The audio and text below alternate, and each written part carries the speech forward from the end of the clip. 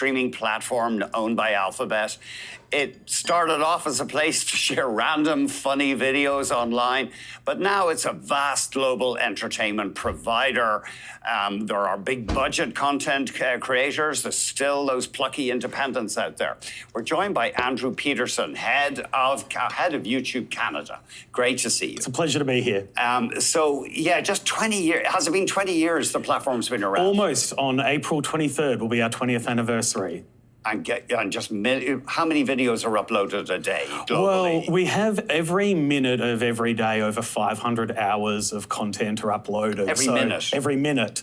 So when you look at us, well, it's hard to quantify. We must be one of the biggest video libraries in the world.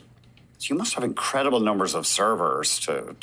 Oh, yes, there's all the infrastructure, although I must admit, two business people talking about technology stacks is always dangerous. But what is remarkable, though, is that no matter where you are in the world, you can see whatever video you want with no delay around a vast array of topics. Very little latency, as I believe the tech guys call it. You've Very got little it. delay. You've got it. Yeah, and it's an important platform for Alphabet in terms of advertising? Oh, yes, absolutely. So YouTube is a really critical element of Google and one of the many bright spots in the business.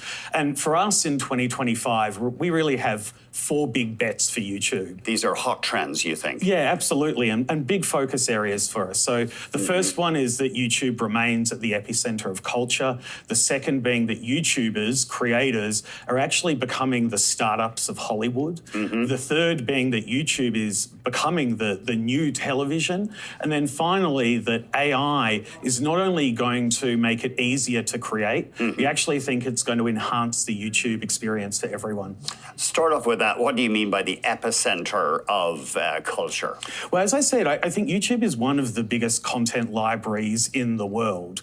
And so no matter what you're interested in, you might be the only person in your town that's interested in a topic, but on a platform where billions of monthly logged in users are watching billions of hours of content every day, there's actually a whole lot of people just like you around the world creating demand for content that previously might not have been viable. So it doesn't matter if it's music videos or comedy shorts or hour-long scripted drama or 2-hour-long live streams or podcasts on YouTube. No matter what the content type or format, you can actually find it.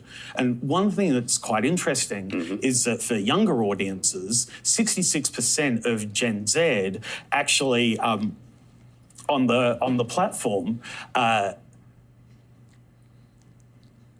I'm so sorry, I've completely forgotten the stat. I think you were going to give us, I might have it here, that an awful lot, 66% of Gen Z respondents, they spend a lot of time watching content that involves unpacking something. You've saved me. It's the end of the day and I appreciate it, but it's actually not just the unboxings. What they love is not only watching the content of the big cultural moments, whether it's the Met Gala or the Super Bowl halftime, what they really love is actually watching discussions from their favorite creators about this sort of content. So this opens up really interesting possibilities, not just to consume, but actually to drive fandom.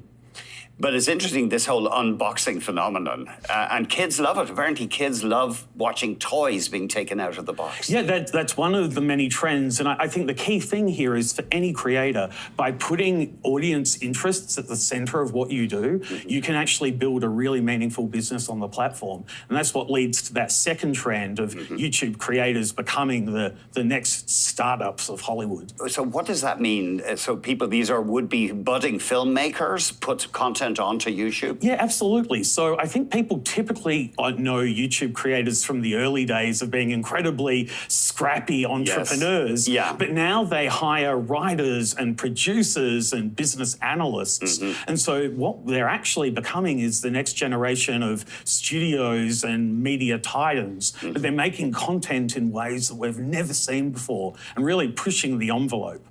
YouTube, you argue, is the new television. Of course, you'd be competing with our parent company, BCE, which owns CTV and BNN Bloomberg. You're competing with the traditional providers, also the streamers, but you think you can claim to be the new TV? Well, I actually see it a little bit differently. Okay. And that's how we think about television, because broadcasters like Bell Media and CTV, and underneath that BNN, you guys are actually fantastic partners of ours. You know, I can go home and put on the big screen and watch highlights from BNN on YouTube.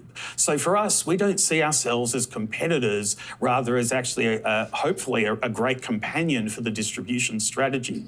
However, what we can do when it comes through kind of the device of television, we've invested really heavily in making YouTube a great experience to watch on TV. And so what that's meant is over the past 5 years, we've actually seen the living room, the big screen, be our fastest growing screen, to the point where now over 1 billion hours a day are consumed on the big screen on YouTube.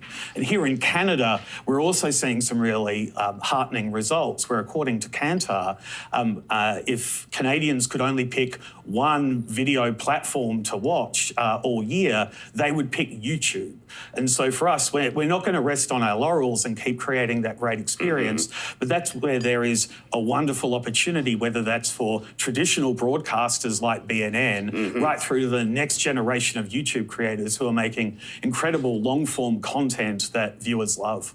Yeah, I got to admit, sometimes I want to watch an old movie or something, and it's often on YouTube. It is, and it's a great way where the rights holders are able to make it available when it's not possible to make it available anywhere else. I think we've only got about a minute left, but AI is going to transform YouTube in some ways. Yeah, well, look, AI has been at the core of what we've done for over a decade now, but traditionally that's been more in our infrastructure to operate at the incredible scale that YouTube does. What I'm really excited about now is what are the immediate opportunities for creators and audiences. So for instance, like, how can AI make content more available to more audiences in more languages? So we're rolling out an auto dubbing feature. Oh, that's good. Which will enable, if you're a Canadian creator uploading in French or English, you can, at no cost and very little time, make your content available in Spanish and Portuguese and Hindi. And what we've seen is creators that are doing that with our experimental tools